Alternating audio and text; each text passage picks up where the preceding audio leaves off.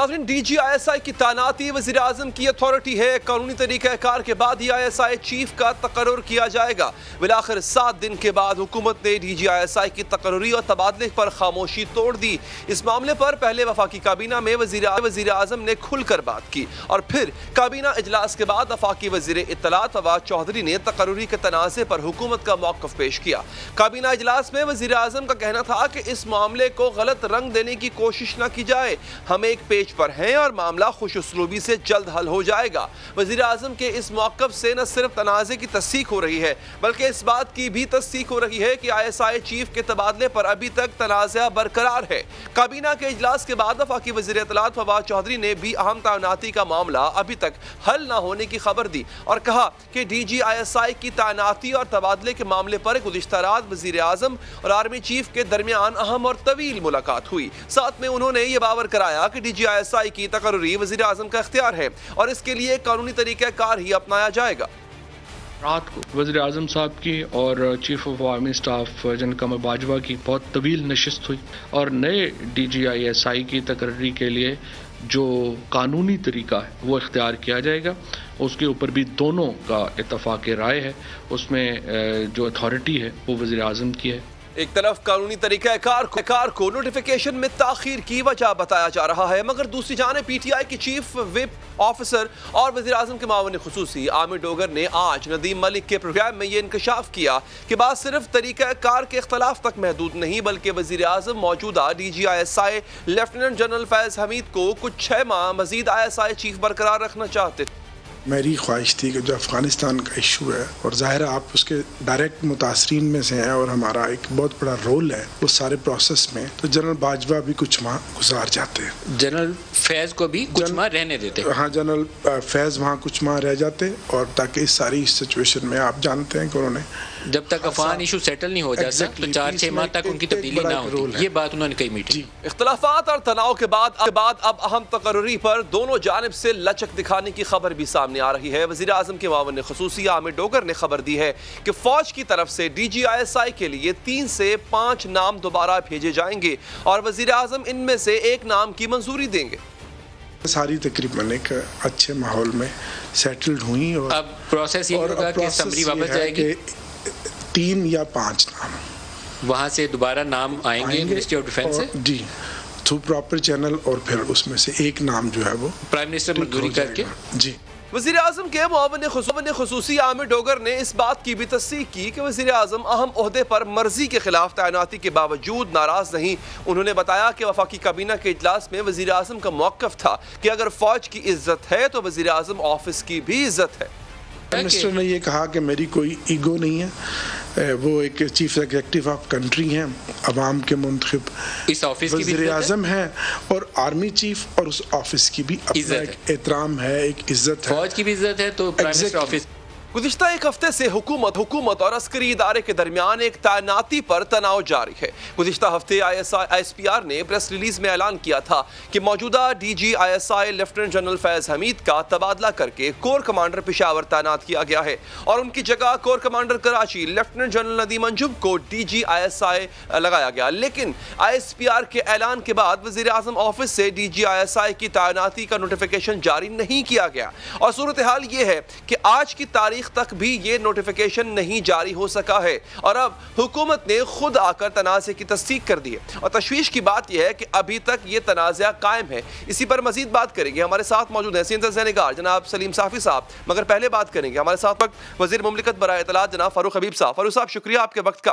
फ़ारूक साहब ये इस वक्त सूरत हाल है क्या, ये मामला यहाँ तक पहुँचा क्यों, और ये जो एक कहा जा रहा है कि अब कानूनी तरीक़ा कार इख्तियार किया जाएगा, ये हुकूमत कहने की कोशिश क्या कर रही है कि जो इससे पहले तरीक़ा कार इख्तियार किया गया क्या वो कानूनी नहीं था?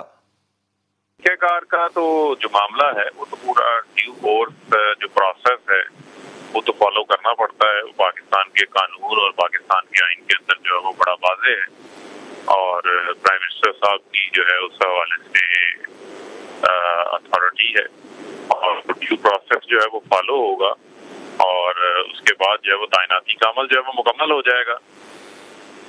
تو سر یہ مطلب کنٹروورشل کیوں ہوا یہ تعیناتی کا عمل؟ کیونکہ جب آرمی چیف نے تعینات کر دیا تو بعد میں کیوں خیال آیا کہ نہیں یہ تو ڈیو پروسیس کے ساتھ نہیں ہوا؟ کیونکہ ہماری اطلاعات کے مطابق یہ جو کنسلٹیشن ہے یہ تو کئی مہینوں سے چل رہی ہے between army chief and prime minister.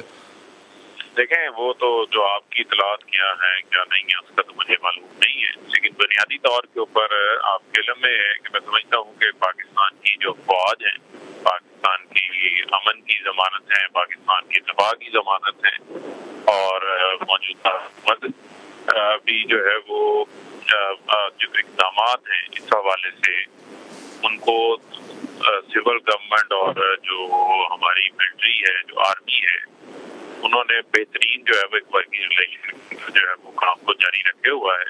تو میں سمجھتا ہوں کہ جب اس قسم کی تعیناتی ہوتی ہے اس موقع کے اوپر جو وزیر اعظم کے ساتھ جو ایک اختیار ہے ان کا وہ ان کے پاس ہے، اور میں سمجھتا ہوں کہ اس کے مطابق جو ہے وہ پروسیس کے تحت جو ہے وہ تمام چیزیں جو ہے وہ مکمل ہو جائیں گی. جو جس عمل کے حوالے سے اس تعیناتی کے حوالے سے ایک سوشل میڈیا کے اوپر اور باقی جگہوں کے اوپر لوگ اپنی اپنی کیا سرائیاں اپنے اپنے گمان کر رہے تھے، تو میں سمجھتا ہوں کہ اس کے اوپر آج وہ پروسیس بڑا واضح ہو گیا ہے اور اس کے اوپر آگے جو ہے وہ تعیناتی کا عمل مکمل.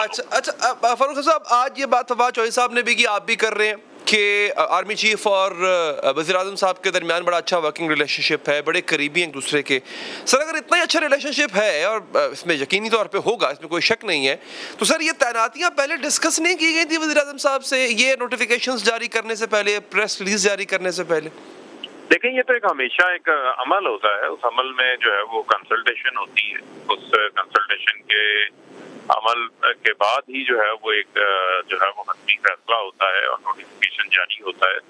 میں نہیں سمجھتا کوئی یہ ایسی بات ہے جس بات کو جو ہے وہ ایک بہت بڑا کر کے جو ہے وہ بنا کے پیش کیا جا رہا ہے، اور میں سمجھتا ہوں کہ اس میں بڑا اہم ہے کہ آپ کا جو ڈیو پروسیس ہے وہ آپ کا کمپلیٹ ہو جائے، جس سے میں سمجھتا ہوں کہ پاکستان کا جو ہمارا فوج پاکستان ہے، جو پاکستان کی پریمیئر انٹیلیجنس ایجنسی ہے، جس کی پوری دنیا کے اندر جو ہے وہ دھاک موجود ہے اور بڑا ٹھیک. اچھا فاروق صاحب، آپ چونکہ وزیر اطلاعات ہیں، آپ کی کہی ہوئی بات جو ہے وہ آفیشیل مانی جائے گی. میں ٹھیک، آپ کی کہی ہوئی بات آفیشیل مانی جائے گی کیونکہ آپ کے پاس وزارت ایسی ہے. عامر ڈوگر صاحب نے ایک ٹی وی پروگرام میں کہا کہ جی وزیر اعظم صاحب ریٹین کرنا چاہتے تھے موجودہ جو مطلب جنرل فیض کو as D G I S I, تو اس وجہ سے جو ہے وہ یہ معاملات ہوئے ہیں. یعنی یہ معاملہ ڈیو پروسیس آف لا کا نہیں، یہ معاملہ جو ہے وہ پرائم منسٹر صاحب کی اس خواہش کا ہے کہ وہ موجودہ D I G I S آئی کو ہی ریٹین کرنا چاہتے تھے as D G I S I. دیکھیں میں سمجھتا ہوں کہ جو افغانستان کی صورتحال درپیش ہے اور جو پاکستان کو جو بیرون ملک سے جو سیکیورٹی چیلنجز کا سامنا ہے، سارے حوالے سے جو جنرل فیض صاحب ہیں انہوں نے بڑا زبردست کام کیا ہے، اور میں سمجھتا ہوں کہ اس میں آرمی چیف کا بھی کریڈٹ ہے اور پرائم منسٹر عمران خان کی پالیسی کے ساتھ ہی جو ہے وہ پاکستان کی افواج بھی ساتھ کھڑی ہوئی. یعنی یہی بات ہے جو بات عامر ڈوگر صاحب نے کی، آپ اس کی تائید کر رہے ہیں؟ میں آ رہا ہوں، جی میں آ رہا ہوں اس جانب. جہاں تک رہ گئی بات جو تعیناتی کا عمل ہے، تعیناتی کے عمل کے اوپر ہم ادھر ادھر کی کیا سرائیوں میں نہ جائیں. میں سمجھتا ہوں کہ جو ادارہ ہے، ادارے کی جو تعیناتی ہے، اس تعیناتی کا جو ڈیو کورس ہے، جو عمل ہے، جو قانون اور آئین میں لکھا ہوا ہے، اس کو ہمیں میں سمجھتا ہوں کہ فالو کرنا چاہیے.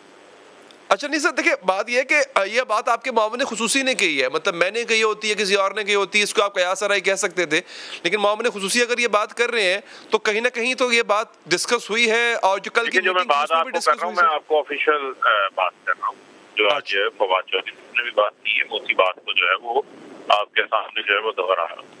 بالکل ٹھیک. اچھا آخر میں سر یہ بتائیے گا فاروق صاحب کہ یہ کب تک معاملہ حل ہو جائے گا؟ مطلب کیا اور اس کا حل ہوگا کیا؟ اس کا حل نوٹیفیکیشن کی صورت میں ہوگا یا صورتحال جو نوٹیفیکیشن سے پہلے کی تھی اس پہ چیزیں چلی جائیں گی؟ یہ اس کا حل ہوگا کیا اور کب تک ہوگا؟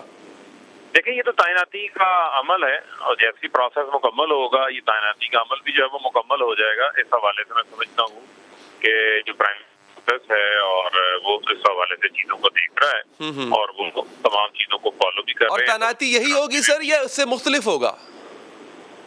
دیکھیں میں سمجھتا ہوں کہ یہ مکمل ہوگا عمل، آپ کے سامنے آ جائیں گی ساری تفصیلات. فاروق صاحب بہت بہت شکریہ آپ کے قیمتی وقت